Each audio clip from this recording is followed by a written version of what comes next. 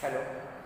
A lovely good morning to you all students. Today I am going to solve question number second of your exercise 2.3. In this question we have to find domain and range of the following real functions. But we have to find domain and range of real functions. In the previous lecture I told you what is real functions.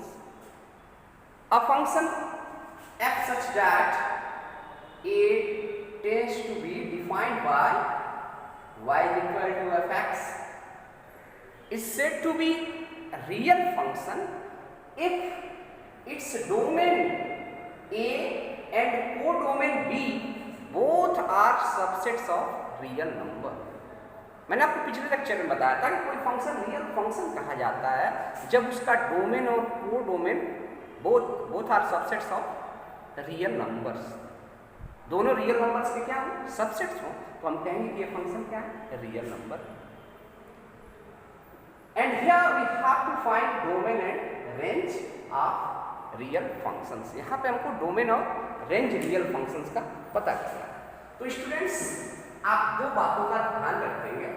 पहला, domain जब आप पता करने जा रहे हैं तो उन एलिमेंट को पता करेंगे जिसके लिए फंक्शन क्या हो defined.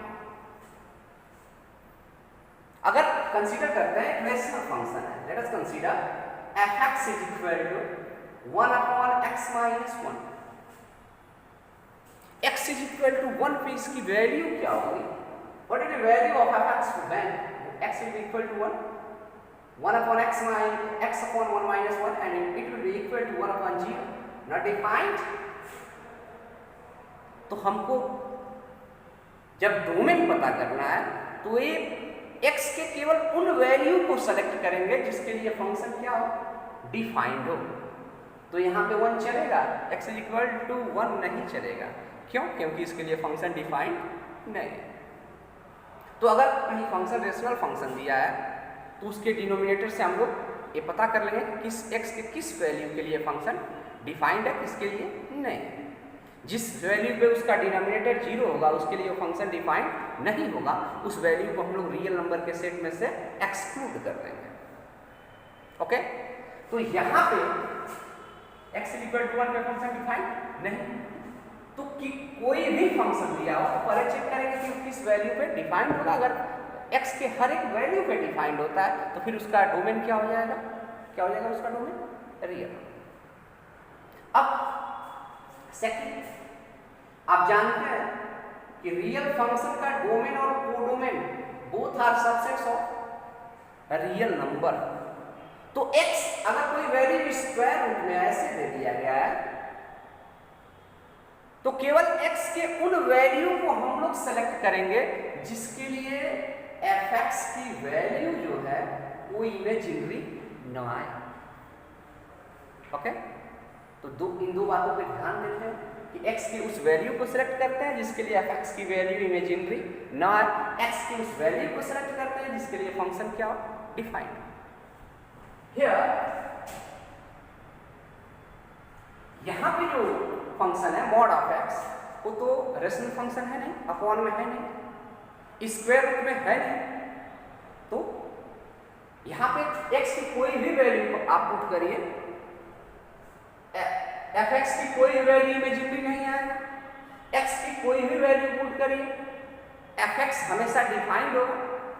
Therefore we can say fx will be defined for every real value of x and therefore we can say domain of this function will be the real number. Here fx is defined for every value of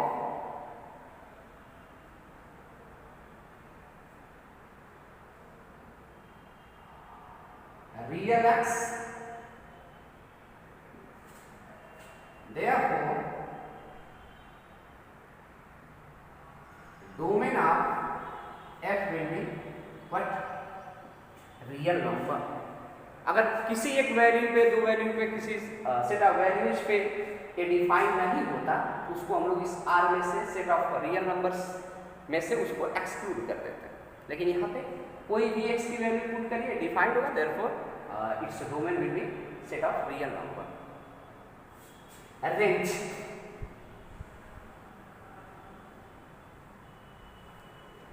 x के real values रखने पर domain का हर element रखने पर इस function की value क्या है। तो स्टूडेंट्स पहले इस माइनस को आप एक्सक्लूड करेंगे, x की कोई भी पॉजिटिव नेगेटिव जीरो कुछ भी पुट करेंगे तो हमेशा क्या आएगा, जीरो पुट करेंगे जीरो आएगा, पॉजिटिव पुट करेंगे पॉजिटिव आएगा, और नेगेटिव पुट करेंगे तो भी पॉजिटिव ही आएगा, क्योंकि मॉडुलस फंक्शन हमेशा पॉजिटिव फंक्शन एब्सोल्यूट वैल्यू देता है। लेकिन उसके पहले क्या है, नेगेटिव साइन, तो हर एक पॉजिटिव वैल्यू को क्या बना देगा, नेगेटिव। तो x की कोई भी वैल्यू पुट करेंगे, कोई भी रियल वैल्यू पुट करेंगे तो fx क्या आएगा, नेगेटिव रियल नंबर। तो आप यहाँ राइट कर सकते हैं range of r will be negative real number, और अगर आप इंटरवल्स के फॉर्म में लिखें तो माइनस इनफाइनाइट, वहां तो हम लोग पहुंच नहीं पाएंगे, ओपन इंटरवल, और सबसे बड़ी वैल्यू जो आएगी वो क्या है, जीरो, क्योंकि जब आप यहाँ पे जीरो पुट करेंगे तो क्या आएगा, minus zero mean zero, zero मिल जा रहा है, इसलिए यहाँ पे हम लोग क्या पुट करेंगे, क्लोज इंटरवल। ओके, तो इसका रेंज हो जाएगा minus infinite to zero, means वह वैल्यूज मिलेंगे हमको जो माइनस इनफाइनाइट से ग्रेटर हो और जीरो से लेस हो या जीरो के equal. Question number second is very important question for you all, and in this question the given real function is fx is equal to square root 9 minus x square, and here we have to find domain and range for this function. Students, this is not a rational function. Then this function may be defined for every real value of x, but this is a square root function. Then its value may be imaginary. When its value may be imaginary, when 9 minus x square is a negative quantity. अगर यहाँ पे negative कोई quantity आ जाए तो overall इसकी value क्या होगा, imaginary होगा। और आप जानते हैं in every real function domain and co-domain are subsets of real numbers. तो अगर ये इमेजिनरी आ जाए तो अगर सेट बी का कोई एलिमेंट इमेजिनरी आएगा रियल फंक्शन के लिए, नहीं, तो फिर आप उस वैल्यू को क्यों सिलेक्ट करेंगे डोमेन के अंदर। तो आप केवल उस x को पता करेंगे, उस x को सिलेक्ट करेंगे जिसके लिए वो डिफाइंड हो और इमेजिनरी न आए। तो आप राइट करेंगे fx will define when fx will be defined when 9 minus x square will be greater than or equal to 0। हाँ, x अगर यहाँ पे रूट जीरो आ जाए तो इसकी वैल्यू क्या हो जाएगा, जीरो हो जाएगा, उस पर फंक्शन डिफाइंड होगा because zero is a real number. Taking minus x common, then what will happen, minus x square minus 9 will be greater than और equal to 0, multiplying bye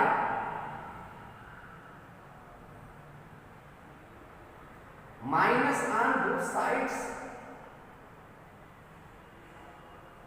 then what will happen, x square minus 9 will be less than or equal to 0 square। Suppose करें 5 और 2 में कौन बड़ा है, 5, multiplying by minus on both sides, then it will be -5 and it will be -2, then which is greater, -2 is greater. तो इस case में जो साइन होता है उसका फेस क्या होता है, चेंज हो जाता है, उसका मुंह क्या होता है, घूम जाता है। तो घूम जाएगा, घुमा देंगे, चेंज हो गया। And this can be written as x square minus square of 3, and this is like as a square minus b square. Then this can be written as a plus b into a minus b means x plus 3 into x minus 3. And then this can be written as x plus 3 into x minus 3 will be less than or equal to 0.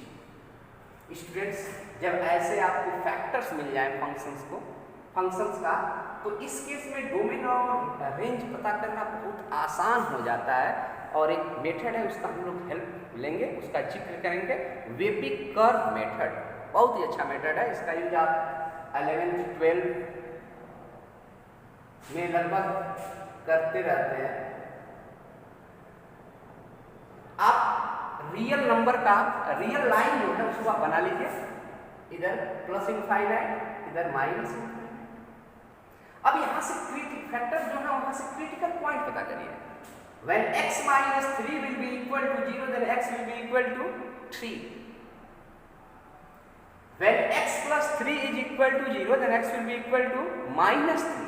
तो -3 छोटा होता है तो left में ही रहेगा, 3 के left में रहेगा। ओके, अब जो वेबिक कर्व मेथड है उसका प्रोसीजर देखिए। सबसे पहले राइट में हम प्लस राइट कर लेंगे, उसके बाद इस 3 से पूछेंगे तुम आए कहां से, किस ब्रैकेट से आए। ये कहेगा मैं इस ब्रैकेट से आया हूं, जब हमको 0 की इक्वल किया गया था तो 3 आया था। तो इस ब्रैकेट का पावर चेक करेंगे, और पावर अगर ऑड है तो यह साइन क्या होगा, चेंज हो जाएगा। और अगर यह पावर इवन रहता तो यह साइन चेंज नहीं होता, यहाँ क्या राइट करते, प्लस ही राइट करते। अब इस -3 से पूछेंगे तुम कहाँ से आए हो, ये कहेगा हम इस ब्रैकेट से आए हैं, और इसका भी पावर क्या है, ऑड है, तो ये फिर साइन क्या हो जाएगा, चेंज हो जाएगा। और अगर यह इवन रहता तो ये क्या हो जाता, माइनस ही रहता, चेंज नहीं होता। ओके, तो यहाँ से देखिए ये फंक्शन 0 के इक्वल है या 0 से छोटा है। 0 से छोटा मतलब निगेटिव है, तो यह किसके लिए निगेटिव है, -3 और 3 के बीच में जो भी x लेंगे उसके लिए इसकी वैल्यू क्या आएगा, इसकी वैल्यू क्या आएगा, निगेटिव आएगा, यानी इसकी वैल्यू पॉजिटिव आएगा। ओके, तो आप कह सकते हैं this imply that x will belong in closed interval -3 to 3। क्यों क्लोज इंटरवल, क्योंकि इक्वल टू 0 राइट किया है, यहाँ पे लिखा गया है। तो अगर x इक्वल टू -3 भी राइट करेंगे तो इक्वल टू 0 आ जाएगा, x इक्वल टू 3 भी राइट करेंगे तो इक्वल टू 0 आ जाएगा, उसको सेटिस्फाई करेगा। Therefore you can write here close interval -3 to 3। Okay, मतलब x की वैल्यू -3 और 3 के बीच में, या -3 और 3 लेंगे, मीन्स क्लोज इंटरवल -3 to 3 लेंगे, तो इसके लिए यह फंक्शन क्या होगा, डिफाइंड होगा। मीन्स इसकी जो वैल्यू आएगी वह रियल नंबर ही आएगी, मतलब वह नॉट डिफाइंड नहीं होगा और इमेजिनरी नहीं आएगा। सो यही तो डोमेन होगा, x की इसी वैल्यू को तो डोमेन है। Therefore we can say domain of f will be what, -3 to 3 closed। Okay, अब किसी फंक्शन का रेंज पता करने का क्या तरीका हो, अगर ऐसे ना देकर के ऐसे दिया हो, अपॉन में दिया हो, मतलब रेशनल फंक्शन दिया हो, तो आप क्या करेंगे, उस फंक्शन को y के इक्वल मान लेंगे। Let fx is equal to y or y is equal to fx, then y will be equal to what is fx here, -9 under root square root 9 minus x square, and this is equation number first। इस function पे आप ध्यान देंगे, square root में जो भी value होती है, जैसे मान लीजिए 4 है तो 4 की क्या वैल्यू आएगी, स्क्वायर रूट 4 की वैल्यू क्या आएगी, ±2। तो क्या इस केस में हम लोग प्लस माइनस कंसीडर करें स्टूडेंट्स? नहीं। आप सपोज करें कि अगर x है और इधर 9 माइनस एक्स स्क्वायर की बात करते हैं, प्लस माइनस वैल्यू की बात करते हैं, एक प्लस और एक माइनस, तो x के दो इमेज मिलने रहेंगे, तो यह क्या फंक्शन रख जाएगा? नहीं। तो उसके लिए हम लोग x के यहाँ √9 माइनस एक्स स्क्वायर के केवल पॉजिटिव वैल्यू को हम लोग सेलेक्ट करते हैं। ओके, तो यहाँ पे अगर आप पॉजिटिव सेलेक्ट करेंगे then clearly it will be greater than 0। हाँ, इक्वल टू 0 भी आ सकता है, x कोई वैल्यू पुट करेंगे तो ये 0 भी आ सकता है, तो मतलब वही तो y है, जो वैल्यू ये आ रहा है, ये वैल्यू पुट करने पर जो वैल्यू आ रहा है वही तो y है, तो ये क्या है, इक्वल टू 0 भी। ठीक, अब यहां पे हम लोग x के उस वैल्यू को पता कर रहे थे जिसके लिए फंक्शन डिफाइंड रहता था। अब हम लोग y के उस वैल्यूज को पता करेंगे जिसके लिए x डिफाइंड हो। देन दिस इंप्लाइड दैट दोनों साइड स्क्वायर कर लेंगे, y square is equal to 9 minus x square, and this can be written as x square 9 minus y square, and this can be written as 9 minus। अब y के किस value के लिए x defined होगा? अब आपको इस y को पता करना है, x रहता है और ये आप जानते हैं y इक्वल टू fx रहता है अगर ये फंक्शन है। अब आपको हर एक y पता करना है, मतलब रेंज पता करना है, तो आप लिखिए x will be defined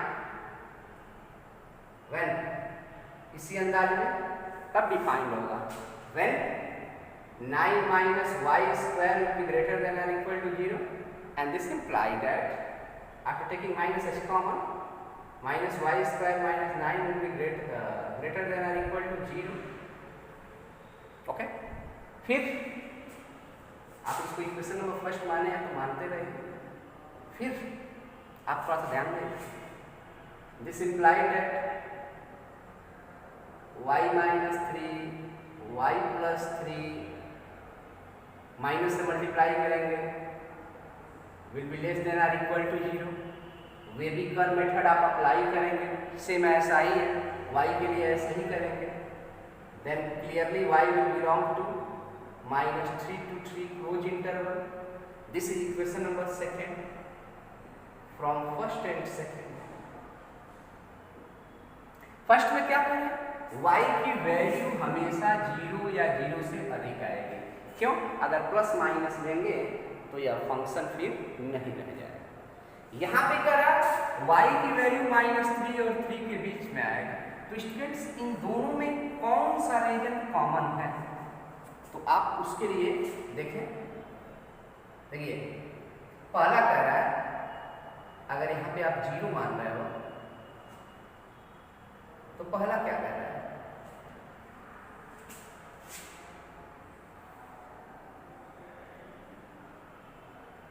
इसकी वैल्यू y की वैल्यू 0 या 0 से अधिक।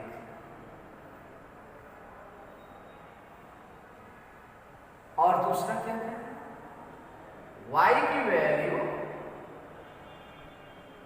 -3 या उससे अधिक, +3 या उससे कम। तो कौन ऐसा रीजन है जो दोनों में कॉमन है? 0 to 3। तो इसी को हम लोग क्या कर लेंगे, सेलेक्ट कर लेंगे। y will belong to 0 to 3 and therefore range of f will be what? Close interval 0 to 3। So here domain of f will be equal to close interval -3 to 3 and range of